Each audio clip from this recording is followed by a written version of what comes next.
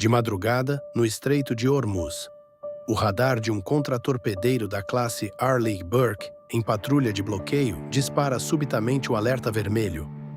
Dezenas de pontos luminosos em alta velocidade avançam em direção à embarcação a partir de múltiplas direções, como um enxame de abelhas furiosas atacando um ninho de vespas. O Irã acabou de lançar um ataque em enxame. Em apenas 90 segundos, dezenas de lanchas de ataque rápido do Corpo da Guarda Revolucionária Islâmica estarão dentro do alcance de foguetes. A Marinha dos Estados Unidos reagirá a tempo, ou o Estreito de Hormuz se tornará um cemitério. O cenário geopolítico acabou de ser virado de cabeça para baixo depois que os canais diplomáticos entraram em colapso completo. A campanha de pressão máxima de Washington acuou Teherã contra a parede. Em um movimento desesperado pela sobrevivência, o Corpo da Guarda Revolucionária Islâmica lançou a Operação Guardião de Hormuz. A missão era estabelecer controle absoluto sobre o ponto de estrangulamento marítimo mais crítico do mundo. O Irã não estava mais simplesmente emitindo ameaças. Estava exigindo taxas de proteção e declarando que transformaria o estreito em um cemitério para qualquer petroleiro ocidental que ousasse desafiá-lo. Minutos depois do disparo do alerta, no centro da tempestade estava um contratorpedeiro da classe Arleigh Burke, voo 3, uma obra-prima de engenharia no valor de 2 bilhões de dólares, fabricada pela Lockheed Martin. Mas ele não estava sozinho.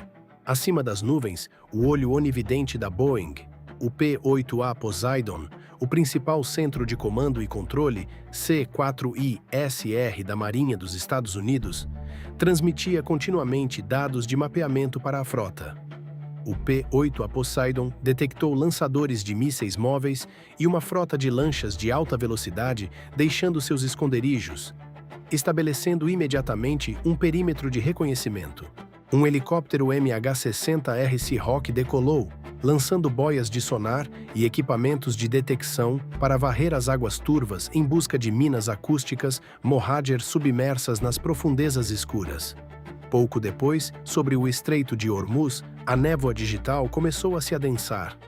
O P-8, a Poseidon, o Centro de Comando Aéreo da Marinha dos Estados Unidos, transitou da vigilância passiva para a coordenação direta. A tripulação implantou uma série de boias de rádio, a SQ-53G, originalmente projetadas para a guerra antissubmarina e reconfiguradas para detectar as assinaturas acústicas dos motores das lanchas do Corpo da Guarda Revolucionária Islâmica em meio às ondas turbulentas. Um mapa digital em tempo real com precisão extrema foi estabelecido, indicando a localização exata da frota iraniana. Os dados foram imediatamente criptografados e transmitidos à frota pelo sistema Link 16. Graças a esses dados, o MH-60R Seahawk, voando na margem da zona de combate, executou o primeiro ataque físico a uma distância de 8 quilômetros, além do alcance das metralhadoras de 12,7 mm do Irã. A tripulação localizou as embarcações de comando pelo sistema eletroóptico MTS. 2 mísseis AGM-114 Hellfire foram disparados, rasgando a noite com longas trilhas de fogo. Os mísseis guiados por laser destruíram com precisão as lanchas de liderança em uma explosão de chamas e estilhaços. A formação do Corpo da Guarda Revolucionária Islâmica vacilou à medida que seu centro de comando sofria danos e a comunicação entre as embarcações menores começava a se desintegrar. O Corpo da Guarda Revolucionária Islâmica respondeu imediatamente com um contra-ataque assimétrico. Uma muralha eletrônica foi erguida enquanto centenas de drones de decoy Ababil eram lançados de cavernas costeiras. No radar SPA-6 do contratorpedeiro da classe Arleigh Burke, os 50 alvos iniciais multiplicaram-se subitamente em 500 pontos piscantes. O sistema de combate Aegis lutava para classificar as ameaças em meio a intenso ruído metálico e interferência eletrônica de alta intensidade. Ao mesmo tempo, lançadores de foguetes Fajr-5 nas falésias costeiras desencadearam uma barragem maciça. Em vez de mirar diretamente no navio, dispararam centenas de foguetes na água, em padrão de grade ao redor do contratorpedeiro americano. Uma série de enormes colunas de água de 15 metros de altura criou uma cortina contínua de spray salgado e vapor que envolveu a embarcação. Era uma cortina de fumaça tática projetada para cegar os sensores infravermelhos e os telêmetros a laser, forçando a tripulação americana a operar em um mar extremamente tenso de interferências digitais e físicas. A batalha atingiu seu clímax quando as unidades costeiras iranianas começaram a mirar na frota americana. O contratorpedeiro da classe Arleigh Burke iniciou imediatamente operações de supressão. Utilizando as coordenadas do P-8A, o sistema de lançamento vertical Mark 41 disparou uma salva de mísseis de precisão, destruindo os lançadores ameaçadores no momento em que travaram o radar. Simultaneamente, o sistema de guerra eletrônica SLQ-32 emitiu um feixe de energia concentrada extremamente poderosa, sobrecarregando os receptores dos radares costeiros do Corpo da Guarda Revolucionária Islâmica. Esse ataque combinado de poder de fogo e guerra eletrônica criou um ponto cego temporário ao longo do litoral iraniano. Uma janela estreita de oportunidade que a Marinha dos Estados Unidos havia estado esperando para explorar. À medida que as principais bases aéreas eram sobrecarregadas por missões de interceptação de longo alcance, um par de A-10C Thunderbolt, 2 da base de Al-Dhafra, foi urgentemente mobilizado. Esses Warthogs haviam sido especialmente treinados para o cenário de destruição de enxames. Ao contrário dos caças supersônicos, o A-10 consegue manter um voo estável e lento a 300 nós. Combinado com o sistema avançado de mira sniper e visão noturna, torna-se o predador perfeito, paciente o suficiente para caçar cada lancha em movimento nas trevas do vasto mar aberto. Explorando uma brecha no sistema de defesa, o par de Warthogs mergulhou das nuvens como falcões. Para evitar a detecção por sistemas de alerta antecipado, serpentearam pelas falésias de calcário vertical de 150 metros ao longo do litoral iraniano, usando o terreno acidentado para permanecer abaixo do alcance de detecção do radar. Eles surgiram repentinamente a uma altitude de apenas 30 metros, com as asas quase cortando as ondas espumantes brancas. Os soldados do Corpo da Guarda Revolucionária Islâmica entraram em pânico total ao escutar o estridente barulho dos motores a jato bem acima de suas cabeças. Em meio ao rugido dos motores, os pilotos do A-10 enfrentaram fogo antiaéreo lançado do ombro e drones suicidas avançando freneticamente em direção às entradas de ar. O céu ardeu com uma rede de traçantes e sinalizadores. Os pilotos americanos se esforçaram para executar curvas de 7 GE de força logo acima da superfície da água, fazendo o sangue correr para os pés e estreitando sua visão, tudo para escapar da chuva de drones e mísseis. Eles continuamente lançavam correntes de decóis de magnésio termoguiados, queimando a 1100 graus Celsius, criando flashes cegantes que se refletiam no Mar Negro como tinta. Em meio ao caos, a formação do A-10 se estabilizou e os pilotos localizaram os alvos pelos monitores HUD. O canhão GAU 8/Avenger entrou oficialmente em ação. O característico rugido ensurdecedor ecoou, abafando o som das ondas do oceano. A cada segundo, 1.100 projéteis de 30 milímetros de urânio empobrecido atravessavam cada obstáculo, transformando a frota de lanchas em um horrendo cemitério de destroços em chamas e longas manchas de óleo na superfície da água. Enquanto a batalha na água continuava furiosa, uma nova ameaça invisível começou a emergir das profundezas abaixo. O Seahawk imediatamente alterou seu radar multimodo para varredura de curto alcance, de alta resolução, em busca de pequenos objetos próximos à superfície da água. Os sensores começaram a captar faintos sinais metálicos a poucos centímetros acima da água agitada. Não eram ondas, eram as assinaturas rítmicas das minas inteligentes da classe Mahan do Irã. Sofisticados dispositivos explosivos ancorados ao fundo do mar, projetados para detonar por gatilhos acústicos ou magnéticos. A voz do piloto ecoou pela rede de comunicações segura com prioridade de emergência. O vampiro não é a única ameaça. Temos um campo minado subaquático nas coordenadas 7 alfa. Curva fechada imediatamente. dentro do Centro de Informações de Combate do Contratorpedeiro da classe Arleigh Burke, a atmosfera mudou de uma postura ofensiva para o modo de sobrevivência. O capitão ordenou uma parada de emergência e executou uma curva abrupta a este bordo. O contratorpedeiro de 9.000 toneladas inclinou seu casco, gemendo sob a tensão, enquanto evitava por pouco um aglomerado de minas que poderia ter partido o navio em dois. O sistema A/SQ-89 detectou que o Estreito de Mahan estava intensamente minado, com torpedos vivos e lanchas suicidas semi-submersas se aproximando. O contratorpedeiro da classe Arleigh Burke se viu em um movimento de pinça. Poderia permanecer parado e absorver o impacto para varrer as minas, ou se mover para escapar das lanchas suicidas e arriscar colidir com uma mina. Era a armadilha tática final. Se o contratorpedeiro americano se movesse para escapar das lanchas suicidas, arriscava colidir com uma mina Mahan. Se ficasse parado para varrer as minas, tornava-se um alvo fácil para a onda de unidades suicidas do Corpo da Guarda Revolucionária Islâmica se aproximando pelo mar. A tensão era palpável, enquanto a segunda onda do enxame, mais rápida e mais agressiva do que a primeira, começava a acelerar.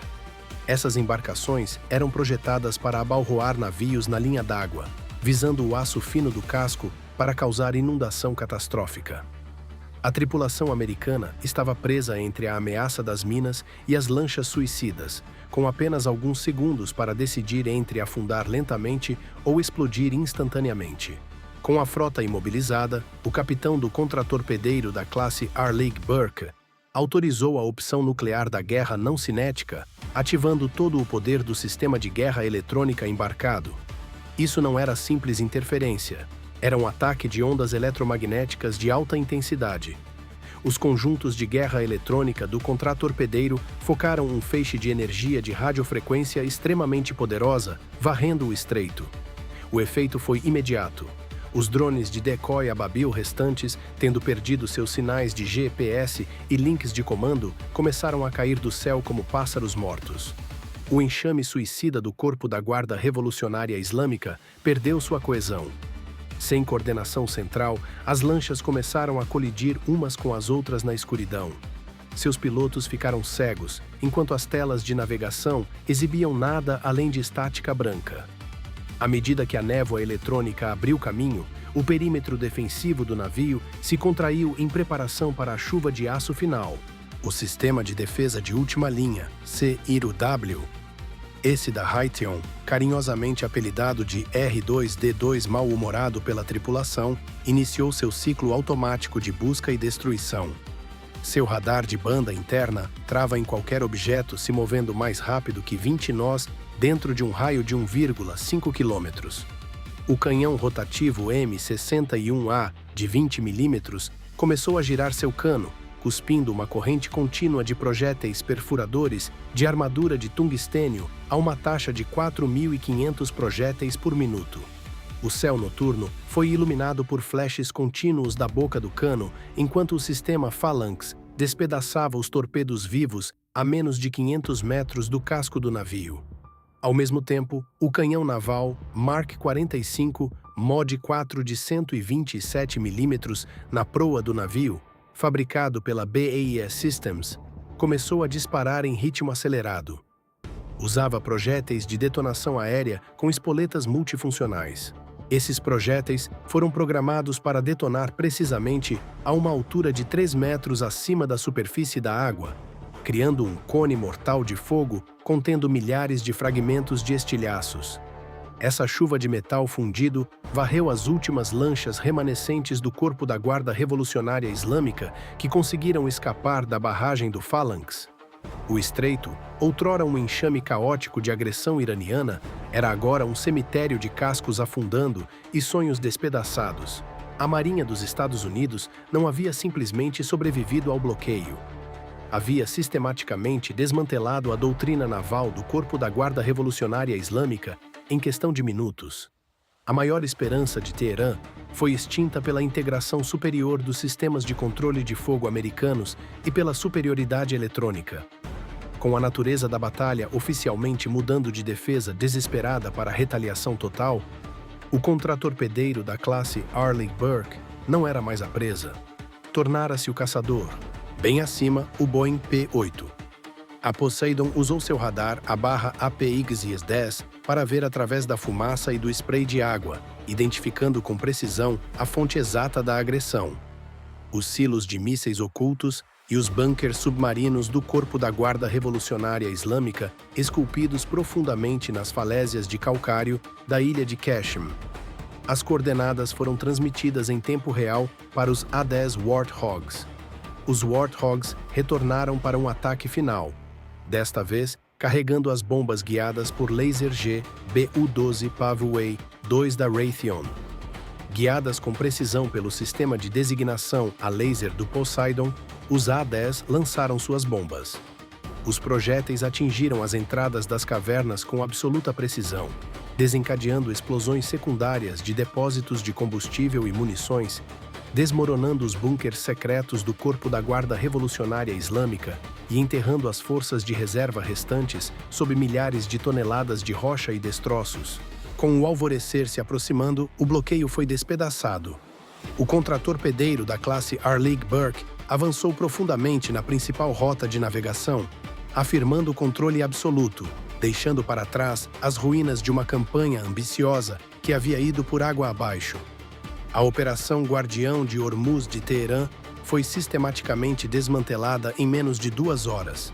A vantagem estratégica que o Irã esperava garantir, o poder de manter o suprimento global de petróleo como refém, desvaneceu-se na bruma da manhã, deixando para trás apenas o cheiro de fibra de vidro queimada e ambições despedaçadas. O que teria acontecido se o Irã não tivesse lançado aquele ataque em enxame imprudente?